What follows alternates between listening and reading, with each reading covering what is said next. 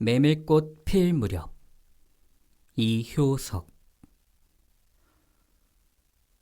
여름장이란 애지당초에 글러서 해는 아직 중천에 있건만 장판엔 벌써 쓸쓸하고 더운 햇발이 버려놓은 전 휘장 밑으로 등줄기를 훅훅 볶는다.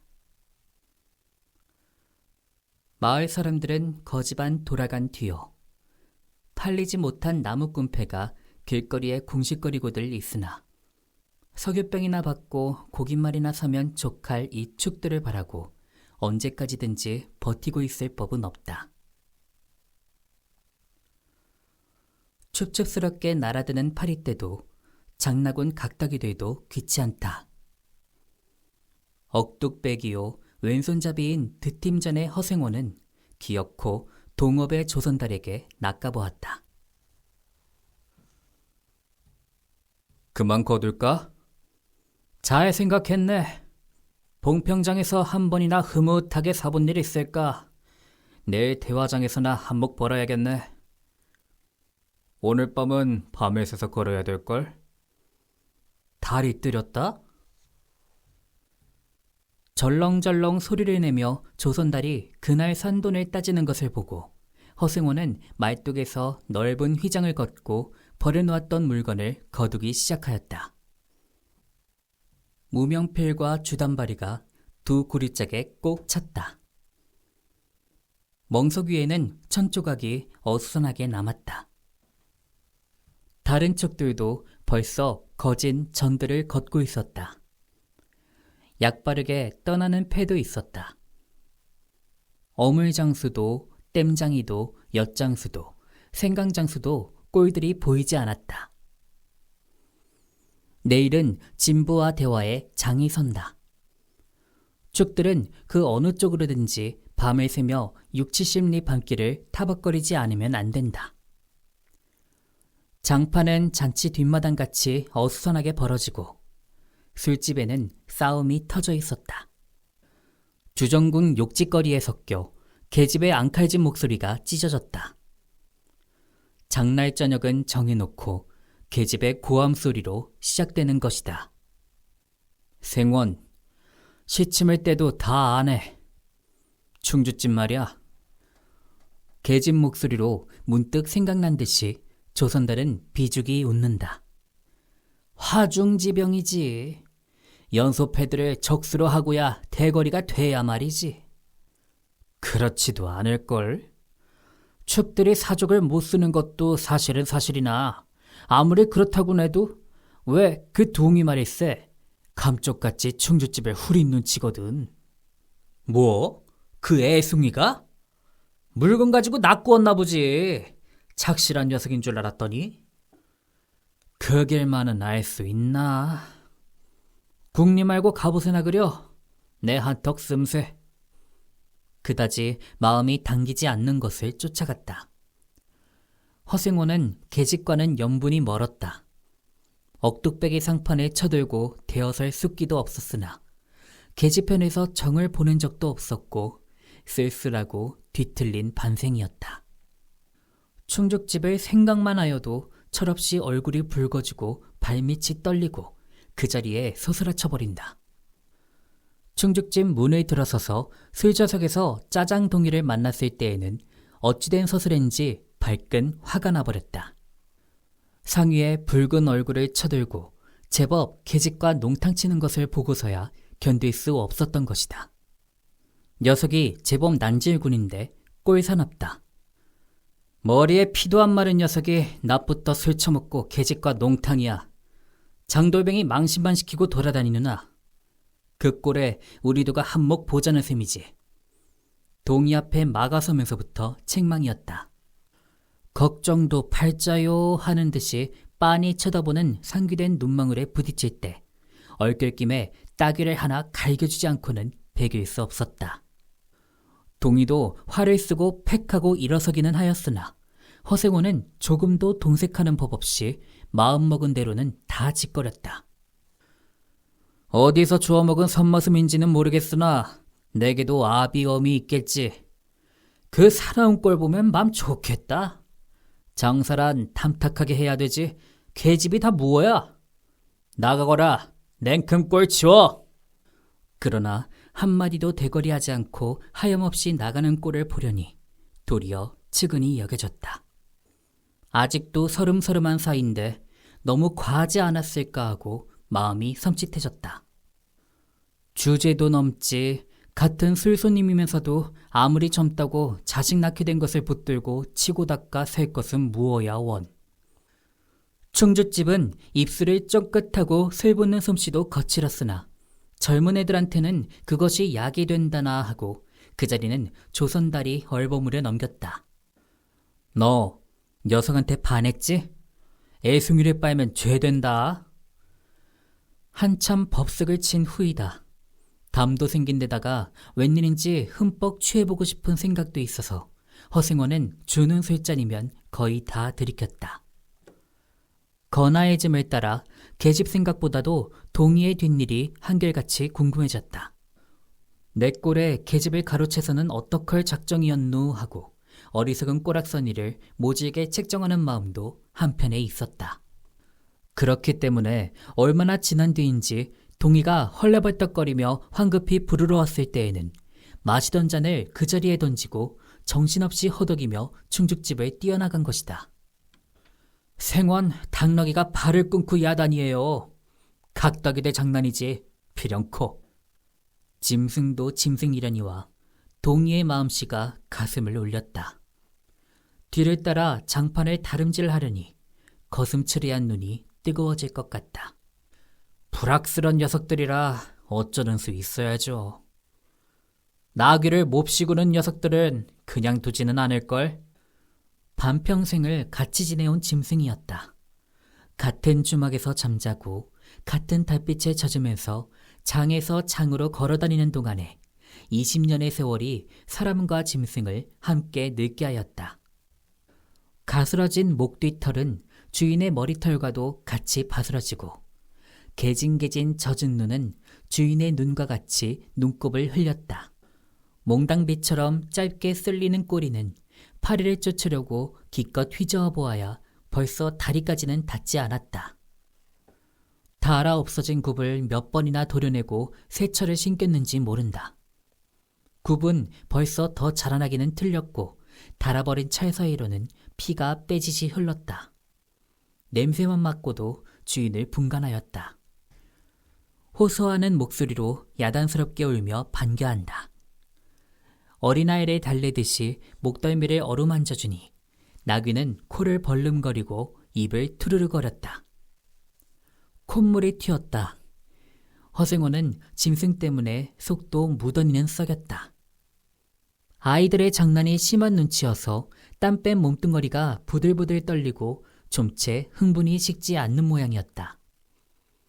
굴레가 벗어지고 안장도 떨어졌다. 요 몹쓸 자식들 하고 허생호는 호령을 하였으나 패들은 벌써 주랭랑을 놓은 뒤요 몇 남지 않은 아이들이 호령에 놀래 비슬비슬 멀어졌다. 우리들 장난이 아니오. 암놈을 보고 저 혼자 발광이지. 코 올리게 한 녀석이 멀리서 소리를 쳤다. 그 녀석 말투가. 김첨지 당나귀가 가버리니까 온통 흙을 차고 거품을 흘리면서 미친 소같이 날뛰는걸. 꼴이 우스워. 우리는 보고만 있었다우. 배를 좀 보지. 아이는 앙투라진 투로 소리를 치며 깔깔 웃었다.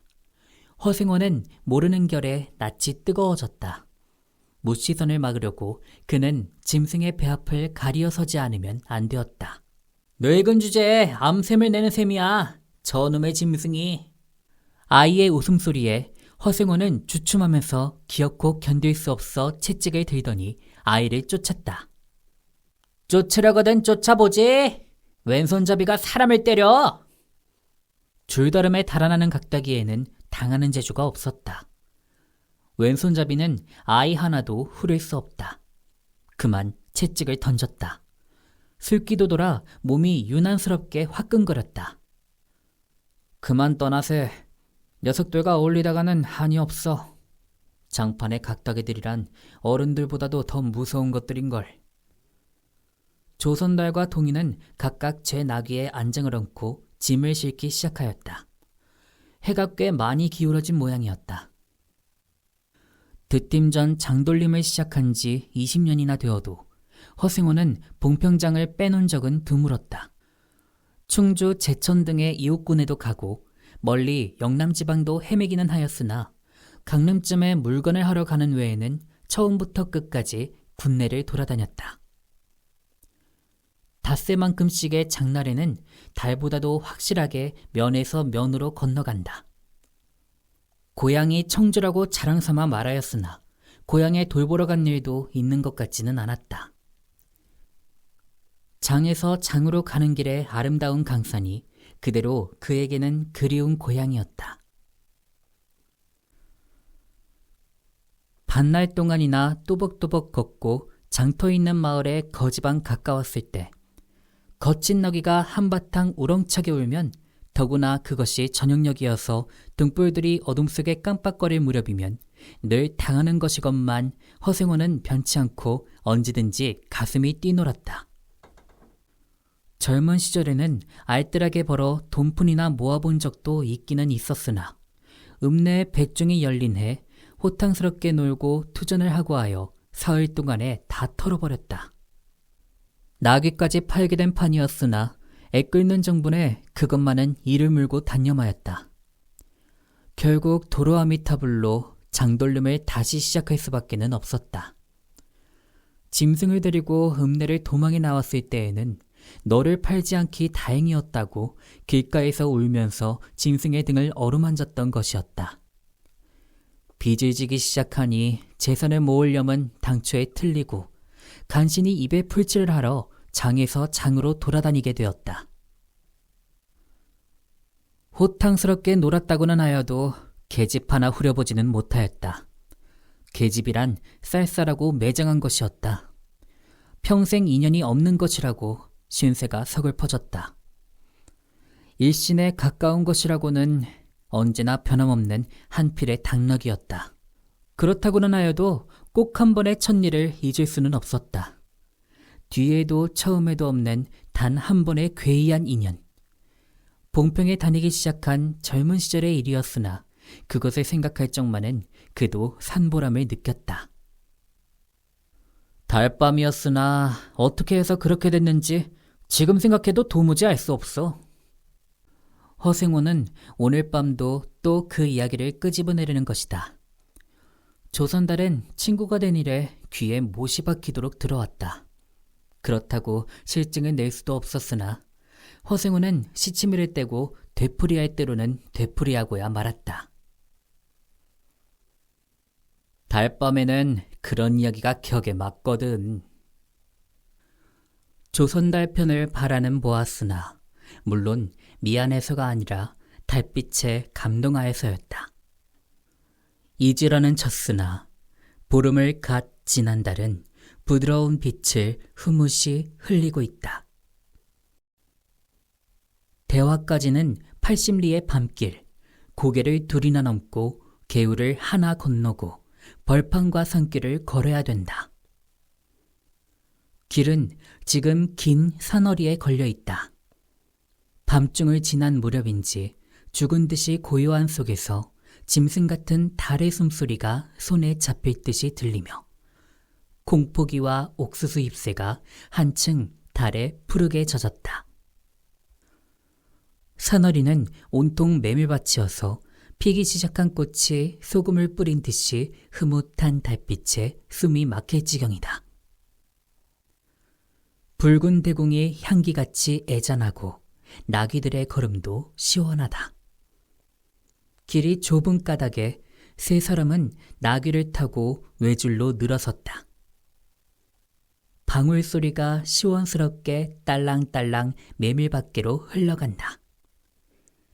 앞장선 허생원의 이야기 소리는 꽁무니에 선 동이에게는 확적히는 안 들렸으나 그는 그대로 개운한 제멋에 적적하지는 않았다.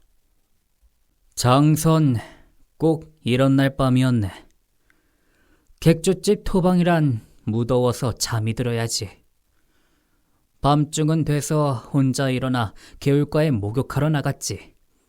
봉평은 지금이나 그제나 마찬가지지.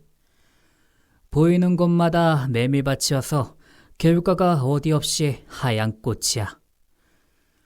돌밭에 벗어도 좋을 것을 달이 너무나 밝은 까닭에 옷을 벗으러 물방앗간으로 들어가지 않았나. 이상한 일도 많지. 거기서 난데없는 성서방네 처녀와 마주쳤단 말이네. 봉평서야 제일 가는 일색이었지. 팔자에 있었나 보지. 아무렴 하고 응답하면서 말머리를 아끼는 듯이 한참이나 담배를 빨 뿐이었다.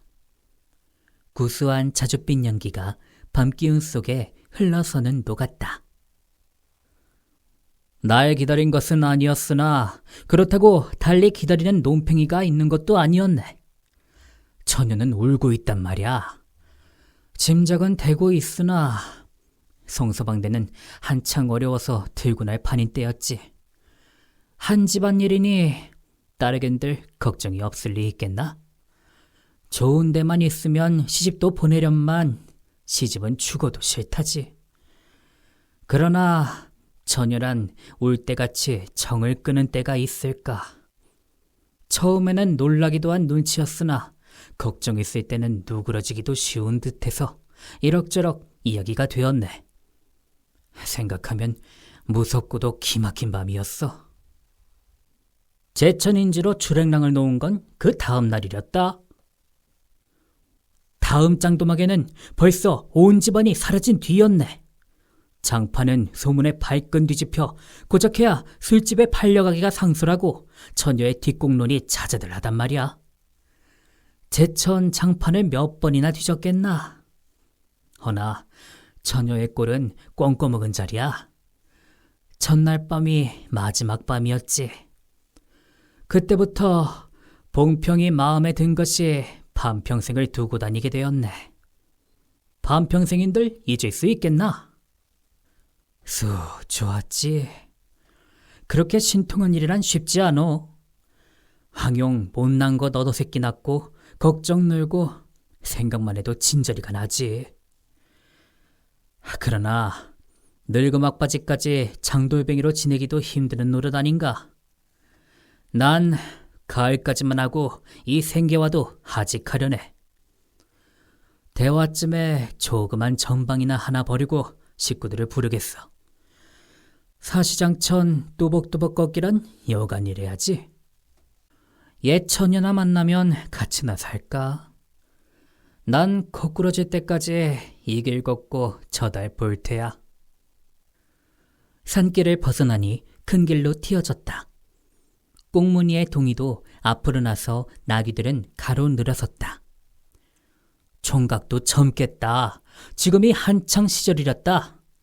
충죽집에서는 그만 실수를 해서 그 꼴이 되었으나 설계 생각 말게. 천만에요. 되려 부끄러워요. 계집이란 지금 웬 제격인가요? 자나깨나 어머니 생각뿐인데요. 허생원의 이야기로 실시매한 끝이라 동의의 어조는 한풀 쓰그러진 것이었다. 아비 어미란 말에 가슴이 터지는 것도 같았으나 제겐 아버지가 없어요. 피부지라고는 어머니 하나뿐인거려. 돌아가셨나? 당초부터 없어요. 그런 법이 세상에. 생원과 선달이 야단스럽게 껄껄들 웃으니 동이는 정색하고 우길 수밖에는 없었다. 부끄러워서 말하지 않으려 했으나 정말이에요. 제천촌에서 달도 차지 않은 아이를 낳고 어머니는 집을 쫓겨났죠. 우스운 이야기나 그러기 때문에 지금까지 아버지 얼굴도 본 적 없고 있는 고장도 모르고 지내와요. 고개가 앞에 놓인 까닭에 세 사람은 나귀를 내렸다. 둔덕은 험하고 입을 벌리기도 대근하여 이야기는 한동안 끊겼다. 나귀는 건듯하면 미끄러졌다. 허생원은 숨이 차 몇 번이고 다리를 쉬지 않으면 안 되었다. 고개를 넘을 때마다 나이가 알렸다. 동이 같은 젊은 축이 그지없이 부러웠다. 땀이 등을 한바탕 쭉 씻어내렸다. 고개 너머는 바로 개울이었다. 장마에 흘러버린 널다리가 아직도 걸리지 않은 채로 있는 까닭에 벗고 건너야 되었다. 고이를 벗어 띠로 등에 얽어매고 반 벌거숭이의 우스꽝스러운 꼴로 물속에 뛰어들었다. 금방 땀을 흘린 뒤였으나 반물은 뼈를 찔렀다. 그래, 대체 기르긴 누가 기르고? 어머니는 하는 수 없이 울부를 얻어가서 쇠장사를 시작했죠. 술이 고졸해서 울부라고 전 망난이에요. 철들어서부터 맞기 시작한 것이 하룬들 편한 날이 있었을까? 어머니는 말리다가 채이고 맞고 칼부림을 당하고 하니 집골이 어떻겠소?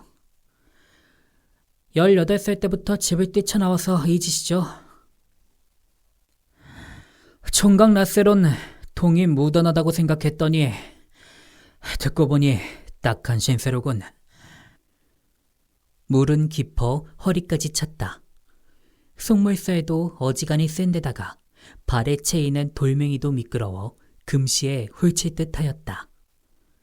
나귀와 조선달은 재빨리 거의 건넜으나 동이는 허생원을 붙드느라고 두 사람은 훨씬 떨어졌다. 모친의 친정은 원래부터 제천이었던가? 웬걸요. 시원스레 말은 안 해주나 봉평이라는 것만은 들었죠. 봉평? 그래, 그 아비석은 무엇이고? 알 수 있나요?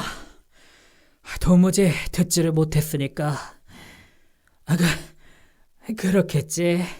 하고 중얼거리며 흐려지는 눈을 까물까물 하다가 허생호는 경망하게도 발을 빗디디었다.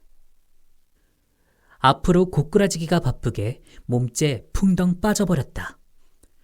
허위적거릴수록 몸을 걷잡을 수 없어 동이가 소리를 치며 가까이 왔을 때에는 벌써 퍽이나 흘렀었다. 옷째 쫄딱 젖으니 물에 젖은 개보다도 참혹한 꼴이었다. 동이는 물속에서 어른을 해깝게 업을 수 있었다. 젖었다고는 하여도 여윈 몸이라 장정 등에는 오히려 가벼웠다. 이렇게까지 해서는 안 됐네. 내 오늘은 정신이 빠진 모양이야. 염려하실 것 없어요.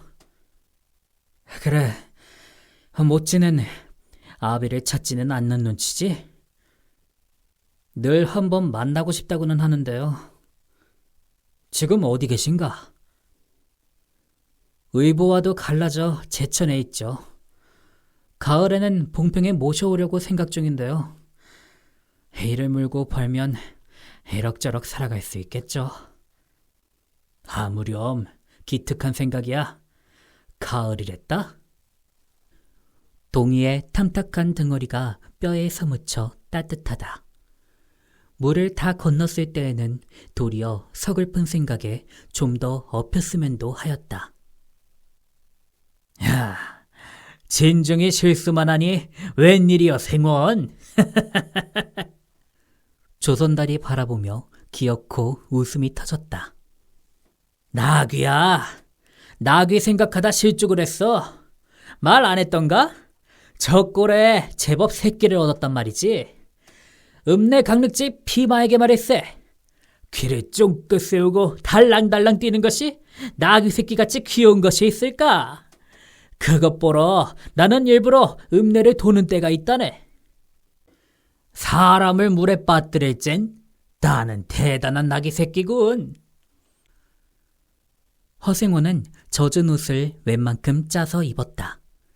이가 덜덜 갈리고 가슴이 떨리며 몹시도 추웠으나 마음은 알 수 없이 둥실둥실 가벼웠다. 주막까지 부지런히들 가세나. 뜰에 불을 피우고 후투시 쉬어. 나귀에겐 더운 물을 끓여주고. 내일 대화장 보고는 제천이다. 생원도 제천으로? 오래간만에 가보고 싶어. 동행하려나, 동이? 나귀가 걷기 시작하였을 때 동이의 채찍은 왼손에 있었다. 오랫동안 아독신이 같이 눈이 어둡던 허생원도 요번만은 동이의 왼손잡이가 눈에 띄지 않을 수 없었다. 걸음도 헷갑고 방울소리가 밤벌판에 한층 청청하게 울렸다. 달이 어지간히 기울어졌다.